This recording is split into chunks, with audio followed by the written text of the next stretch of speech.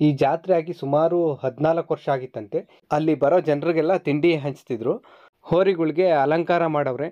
ಇದು ಹಿರಿಯರ ಕಾಲದಿಂದ ನಡ್ಕೊಂಡು ಬಂದಿರುವಂಥ ಆಚರಣೆ. ನಮ್ಮ ಜಾಣೆ ಮಗಳು ನೋಡ್ರಿ, ಪೂರ್ತಿ ಬೆವತೆ ಹೋಗ್ಬಿಟ್ಟಿದ್ದಾಳೆ.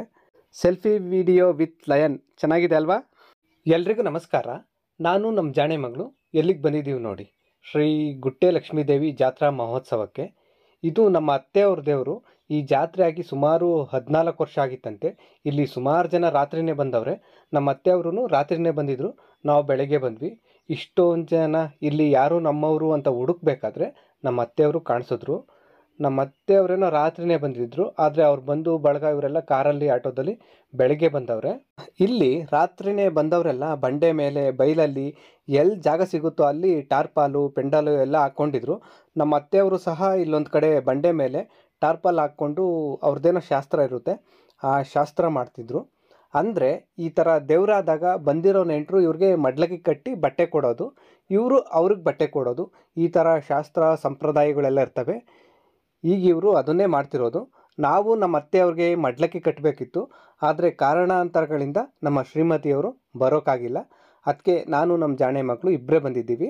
ನಾವು ಬರಬೇಕಾದ್ರೆ ಜಾಣೆ ಮಗಳನ್ನ ಅವರಮ್ಮ ನೀಟಾಗಿ ರೆಡಿ ಮಾಡಿ ಕಳಿಸಿದ್ರು, ಆದರೆ ಹೂವು ಸಿಕ್ಕಿರಲಿಲ್ಲ, ಅದಕ್ಕೆ ಹೂವು ಮುಡಿಸಿರ್ಲಿಲ್ಲ. ಜಾಣೆ ಬರೀ ತಲೆನಲ್ಲಿರೋದು ನೋಡಿ ಅವ್ರ ಅತ್ತೆ ಸೊಸೆಗೆ ಹೂವು ಮುಡಿಸ್ತಾವ್ರು ನೋಡಿ.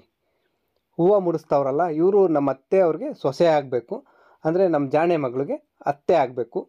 ಕೊನೆಗೆ ಹೂವೆಲ್ಲ ಮುಡಿಸಿದ ಮೇಲೆ ನಮ್ಮ ಜಾಣೆ ಮಗಳು ಎಷ್ಟು ಲಕ್ಷಣವಾಗಿ ಕಾಣ್ತಿದ್ದಾಳೆ ನೋಡಿ.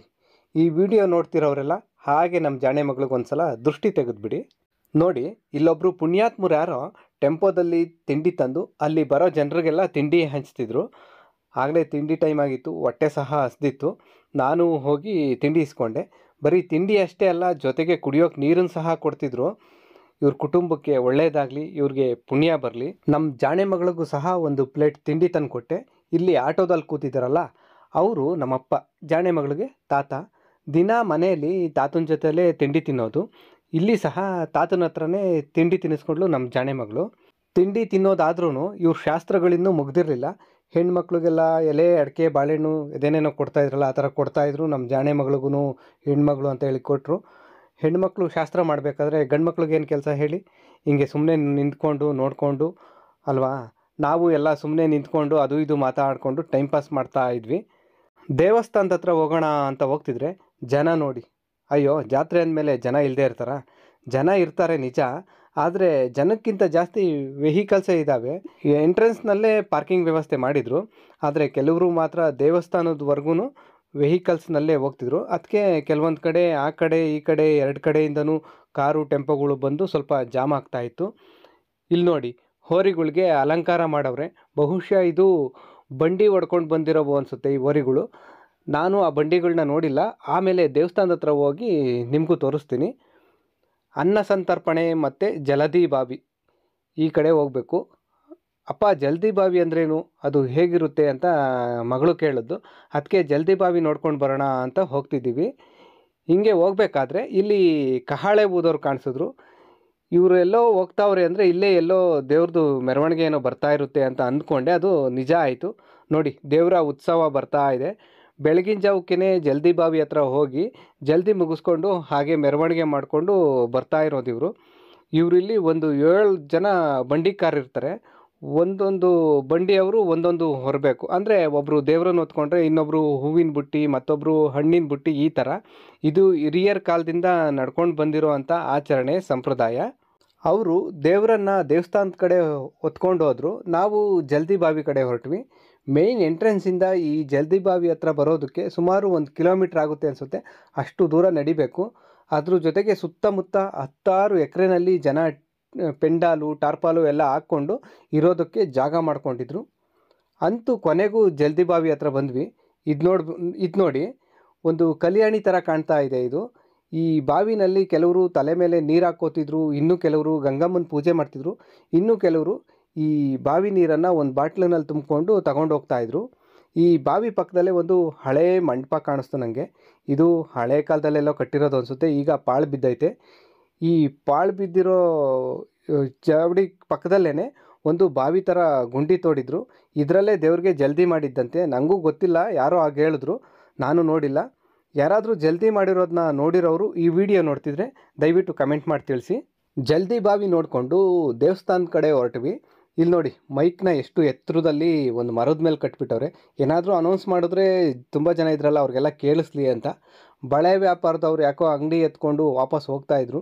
ಇನ್ನೂ ಜನ ಇದ್ದರು, ಜಾತ್ರೆನೂ ಇತ್ತು, ಯಾಕೋ ಗೊತ್ತಿಲ್ಲ. ಇಲ್ಲಿ ನೋಡಿ, ಇಲ್ಲೆಲ್ಲ ಊಟದ ವ್ಯವಸ್ಥೆ ಮಾಡವ್ರೆ. ದೊಡ್ಡದಾಗಿ ಪೆಂಡಾಲ್ ಹಾಕ್ಬಿಟ್ಟು ಟೇಬಲ್ ಎಲ್ಲ ಹಾಕವ್ರೆ. ಊಟನೂ ಕೊಡ್ತಾಯಿದ್ರು. ಆದರೆ ನಾವು ಮೊದಲು ದೇವಸ್ಥಾನಕ್ಕೆ ಹೋಗ್ಬಿಟ್ಟು ಆಮೇಲೆ ಬಂದು ಊಟ ಮಾಡೋಣ ಅಂತ ದೇವಸ್ಥಾನಕ್ಕೆ ಹೊರಟ್ವಿ. ದೇವಸ್ಥಾನ ಅಂದಮೇಲೆ ಅದ್ರ ಮುಂದೆ ಪೂಜೆ ಸಾಮಗ್ರಿ ಮಾರೋರು ಇರ್ತಾರಲ್ವಾ, ಇಲ್ಲೂ ಇದ್ದಾರೆ ನೋಡಿ. ಬಹುಶಃ ಈ ದೇವರು ಗುಟ್ಟೆ ಮೇಲೆ ಇರೋದಕ್ಕೆ ಅನಿಸುತ್ತೆ, ಗುಟ್ಟೆ ಲಕ್ಷ್ಮೀದೇವಿ ಅಂತ ಹೆಸರು ಇರೋದು. ರಾತ್ರಿ ಇಲ್ಲೆಲ್ಲ ಸಂಗೀತ ಕಾರ್ಯಕ್ರಮ ಮತ್ತು ಸನ್ಮಾನ ಇವೆಲ್ಲ ಇದ್ವಂತೆ. ಆದರೆ ನಾನು ರಾತ್ರಿ ಬರೋಕ್ಕಾಗಿಲ್ಲ, ಬೆಳಗ್ಗೆ ಬಂದ್ವಿ. ಸರಿ, ಒಳಗಡೆ ದೇವಸ್ಥಾನಕ್ಕೆ ಹೋಗಿ ದೇವಸ್ಥಾನ ಎಲ್ಲ ನೋಡ್ಕೊಂಡು ಬರೋಣ ಬನ್ನಿ. ಬಂಡಿ ನೋಡಿ ಎಲ್ಲಿ ನಿಲ್ಸವ್ರೆ. 7 ಜನ ಬಂಡ್ಕಾರರು ಅನ್ನಲ್ಲ, 7 ಜನನೂ ಇಲ್ಲೇ ದೇವಸ್ಥಾನದ ಹತ್ರನೇ ಬಂಡಿಗಳು ತಂದು ನಿಲ್ಸವ್ರೆ. ಒಂದೊಂದು ಊರಲ್ಲೂ ಒಂದೊಂದು ಥರ ಡಿಸೈನ್ ರೆಡಿ ಮಾಡಿದರು. ಬೇರೆ ಬೇರೆ ಊರಿಂದ ಬಂಡಿಗಳು ಕಟ್ಕೊಂಡು ಮೆರವಣಿಗೆ ಎಲ್ಲ ಮಾಡ್ಕೊಂಡು ಬಂದವ್ರೆ. ರಾತ್ರಿ ಇಲ್ಲೆಲ್ಲ ದೇವಸ್ಥಾನ ಸುತ್ತ ಮೆರವಣಿಗೆ ಸಹ ಮಾಡಿದ್ರಂತೆ. ಆಗಲೇ ದೇವರು ಮೆರವಣಿಗೆ ಬಂತಲ್ಲ, ಅದೇ ದೇವರು ದೇವಸ್ಥಾನದ ಹತ್ರ ಬಂದು ದೇವಸ್ಥಾನ ಪ್ರದಕ್ಷಿಣೆ ಆಗಿ ಈಗ ದೇವ್ರನ್ನ ಗುಡಿ ತುಂಬಿಸ್ತಾರೆ. 7 ಜನ ಬಂಟ್ಕಾರರು ಅಂತ ಹೇಳಿದ್ನಲ್ಲ, ಅವರೆಲ್ಲನೂ ದೇವರು, ಬುಟ್ಟಿ, ಕತ್ತಿ ಹೀಗೆ ಒಬ್ಬೊಬ್ಬರು ಒಂದೊಂದು ಹೊತ್ಕೊಂಡವ್ರು ನೋಡಿ. ಇದೇ ನೋಡಿ ಶ್ರೀ ಗುಟ್ಟೆ ಲಕ್ಷ್ಮೀದೇವಿ ದೇವಸ್ಥಾನ. ಫ್ಲವರ್ ಡೆಕೋರೇಷನ್ ಎಲ್ಲ ಚೆನ್ನಾಗಿ ಮಾಡವ್ರೆ.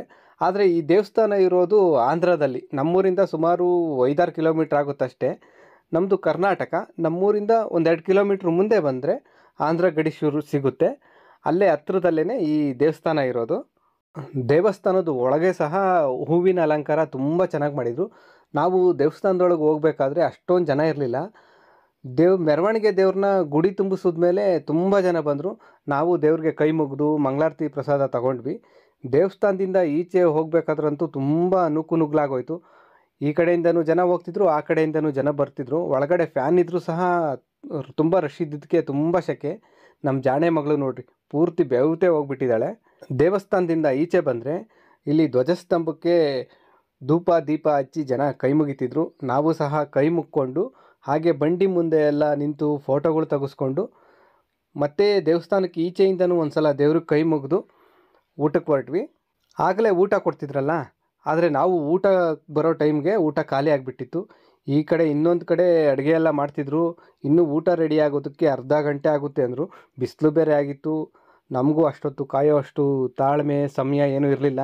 ಹೋಗಲಿ, ಈ ದೇವ್ರ ಪ್ರಸಾದ ತಿನ್ನೋ ಅದೃಷ್ಟ ನಮಗಿಲ್ಲ ಅಂದ್ಕೊಂಡು ಅಲ್ಲಿಂದ ವಾಪಸ್ ಹೊರಟ್ವಿ.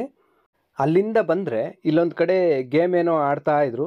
ನಾನೊಂದು ಸಲ, ನಮ್ಮ ಜಾಣೆ ಮಗಳು ಒಂದು ಸಲ ಆಟ ಆಡಿ ಇಬ್ಬರು ಒಂದು 20-30 ರೂಪಾಯಿ ಅಷ್ಟು ಸೋತ್ವಿ. ಸರಿ, ಈ ಜಾತ್ರೆ ಅಂದಮೇಲೆ ದುಡ್ಡು ಎಷ್ಟು ಖರ್ಚಾಯಿತು ಅನ್ನೋದಕ್ಕಿಂತ ಎಷ್ಟು ಖುಷಿ ಪಟ್ವಿ ಅನ್ನೋದು ಮುಖ್ಯ ಅಲ್ವಾ.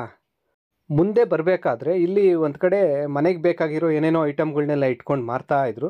ನಮ್ಮ ಜಾಣೆ ಮಗಳು ಅವ್ರ ಅಮ್ಮಂಗೆ ಅಂತ ಒಂದು ಕಲ್ಲಿಂದು ಕುಟಾಣಿ ತಗೊಂಡ್ಲು. ಶುಂಠಿ, ಏಲಕ್ಕಿ, ಚಕ್ಕೆ, ಲವಂಗ ಎಲ್ಲ ಕುಟ್ಕೊಳ್ಳೋದಕ್ಕೆ ಚೆನ್ನಾಗಿರುತ್ತಲ್ವ. ಬರೀ 100 ರೂಪಾಯಿ ಬೇರೆ, ಆರಾಮಾಗಿ ಕಣ್ಣು ಮುಚ್ಕೊಂಡು ತೊಗೋಬೋದು ಅನ್ನಿಸ್ತು. ತಗೊಂಡೇನೋ ಆಯಿತು. ಆದರೆ ಈ ಬಿಸಿಲಲ್ಲಿ ಆ ಕುಟಾಣಿನ ಹಿಡ್ಕೊಂಡು ದೇವ್ರು ಕೊಟ್ಟಿರೋ ಹೂವನ್ನು ತಗೊಂಡು ಮತ್ತು ನಮ್ಮ ಜಾಣೆ ಮಗಳನ್ನ ಜೊತೇಲಿ ಕರ್ಕೊಂಡು ನಮ್ಮ ಅತ್ತೆ ಅವರು ಇರೋ ಹತ್ರ ಹೋದೆ. ನಾವು ವಾಪಸ್ ಹೋಗೋ ಅಷ್ಟರಲ್ಲಿ ಅವರು ಮನೆಗೆ ಹೋಗ್ಬಿಟ್ಟಿದ್ರು. ನಮ್ಮ ಅತ್ತೆ ಅವರು ಇರಲಿಲ್ಲ. ಆದರೆ ನಮ್ಮ ಜಾಣೆಯವರ ಅತ್ತೆ ಇದ್ದರು, ಅಂದರೆ ಜಾಣೆ ಮಗಳಿಗೆ ಹೂ ಮುಡ್ಸಿದ್ರಲ್ಲ ಅವರು. ಸರಿ, ಕುಟಾಣಿನ ಅವರು ಕೊಟ್ಬಿಟ್ಟು ನಮ್ಮ ಜಾಣೆ ಮಗಳು ಏನೋ ಟಾಯ್ಸ್ ಬೇಕು ಅಂತ ಕೇಳಿದ್ಲು ಅಂತ ಅವಳಿಗೆ ಟಾಯ್ಸ್ ಕೊಡಿಸೋಣ ಅಂತ ವಾಪಸ್ಸು ಜಾತ್ರೆ ಕಡೆನೇ ಹೊರಟ್ವಿ. ನೋಡಿ, ಇಲ್ಲಿಗೆ ಬಂದರೆ ಯಾವ್ದು ತಗೊಳ್ಳೋಣ ಅಂತ ನಮ್ಮ ಜಾಣೆ ಮಗಳಿಗೆ ಫುಲ್ಲು ಕನ್ಫ್ಯೂಷನ್ನು. ಯಾಕಂದರೆ ಇಲ್ಲಿ ಯಾವುದೇ ತಗೊಂಡ್ರು 100 ರೂಪಾಯಿ ಅಂತ ಹೇಳ್ತಾಯಿದ್ರು. ಇದು ಬೇಡ ಅದು ಬೇಕು, ಅದು ಬೇಡ ಇದು ಬೇಕು ಅಂತ ನೋಡಿ ಕೊನೆಗೆ ನಮ್ಮ ಜಾಣೆ ಮಗಳು ಒಂದು ಬಂದೂಕು ಮತ್ತೊಂದು ಕಾರ್ ತಗೊಳ್ಳೋದೇನೋ ತಗೊಂಡ್ಲು. ಆದರೆ ಸ್ವಲ್ಪ ಹೊತ್ತಾದಮೇಲೆ ಇವೆರಡು ನೀನೇ ಇಟ್ಕೊ ಅಂತೇಳಿ ನನ್ನ ಕೈಲೇ ಕೊಟ್ಟಳು. ಮತ್ತೆ ಲಗೇಜ್ ನಾನೇ ಹೊತ್ಕೊಂಡೆ. ಹಾಗೆ ಸ್ವಲ್ಪ ಮುಂದೆ ಬಂದಮೇಲೆ ಅಲ್ಲೊಂದು ಕಡೆ ಮಾಸ್ಕ್ಗಳು ಮಾರ್ತಾಯಿದ್ರು. ನಮ್ಮ ಜಾಣೆ ಮಗಳು ನನಗೆ ಒಂದು ಮಾಸ್ಕೂ ಕೊಡಿಸು ಅಂತ ಹೇಳ್ಬಿಟ್ಟು ಸರಿ ಅಂತ ಹೇಳ್ಬಿಟ್ಟು ಅಲ್ಲೆಲ್ಲ ಹುಡುಕಿ ಇದೇನೋ ಕಾಡಿನ ರಾಜ ಸಿಂಹ ಆ ಮಾಸ್ಕ್ ತಗೊಂಡ್ಲು. ಹೇಗಿದೆ ನೋಡಿ ನಮ್ಮ ಮನೆಯ lion. Selfie video with lion ಚೆನ್ನಾಗಿದೆ ಅಲ್ವಾ. ಇಲ್ಲಿ ಐಸ್ ಕ್ರೀಮ್ ಮಾರ್ತಾ ಇದ್ರು. ಜಾಣೆ ಅವ್ರ ಅತ್ತೆ ಸೊಸೆಗೆ ಐಸ್ ಕ್ರೀಮ್ ತಗೋ ಅಂದರು. ಜಾಣೆ ಅವರ ಅತ್ತೆ ಮಗ ನಿಂಗೆ ಯಾವ್ದು ಐಸ್ ಕ್ರೀಮ್ ಬೇಕೋ, ನಿನ್ಗೆ ಯಾವ್ದು ಇಷ್ಟನೋ ಅದನ್ನೇ ತಗೋ ಅಂತೇಳಿ ಜಾಣೆನ ಕೇಳಿ ಅದೇ ಐಸ್ ಕ್ರೀಮ್ ಕೊಡಿಸ್ದ. ಕೊನೆಗೆ ಅದ್ರ ಕ್ಯಾಪ್ ಓಪನ್ ಮಾಡೋಕ್ಕೆ ಬರಲಿಲ್ಲ ಅಂತ ಹೇಳಿ ಅದ್ರ ಮುಚ್ಚುಳ ಸಹ ಇವನೇ ಓಪನ್ ಮಾಡಿಕೊಟ್ಟ. ಅಲ್ಲೇ ಒಂದು ಕಡೆ ನೆರಳಲ್ಲಿ ಕೂತ್ಕೊಂಡು ಅತ್ತೆ ಜೊತೆ ಮಾತಾಡಿಕೊಂಡು ಜಾಣೆ ಮಗಳು ಐಸ್ ಕ್ರೀಮ್ ತಿಂದಳು. ಆಮೇಲೆ ಅವರು ಮನೆಗೆ ಹೊರಟರು. ನಾವು ಸಹ ವಾಪಸ್ಸು ಊರಿಗೆ ಹೊರಟ್ವಿ. ಮತ್ತೆ ಸಿಗೋಣ. ಎಲ್ರಿಗೂ ಒಳ್ಳೆಯದಾಗಲಿ. ಧನ್ಯವಾದ.